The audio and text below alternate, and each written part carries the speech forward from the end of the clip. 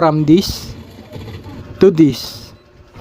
Kung nagbabalak ang palitan ng luma mong monitor, this is Envision N2510 gaming monitor na swak sa budget. Inside the box, we have a power adapter, HDMI cord, monitor stand, manual and tools. 144 refresh rate sana ang plan ko kaso kulang sa budget. Habang ina-unboxing ko siya, masasabi ko sa sarili ko na napakalaki ng pagkakaiba sa luma kong monitor. Habang kinakabit ko ang stand, pansin ko ang back elegant matte black color that resists fingerprint better than glossy surface. At pagdating naman sa port, meron tayong VGA port, HDMI port, power adapter at power button. Ito pala ay may 99% sRGB color accuracy for vibrant and realistic color. Kaya kahit BA panel siya at kung galing ka sa 60Hz, mamamangha ka talaga sa sobrang ganda. Pag nag-check ako sa review, parang ang liit niya sa picture. At nung dumating na, ang laki pala talaga ng 25 inches. At dahil 1080p at 100 refresh rate siya, susubukan na natin siya sa games. Sinubukan ko siya sa Xbox 360 NBA games. Grabe, astig 'di ba? Para kang nanonood ng NBA sa TV. Sobrang smooth at kung gusto mo rin ng monitor na sobrang smooth na swak sa budget, ano pang hinihintay mo? Shop na.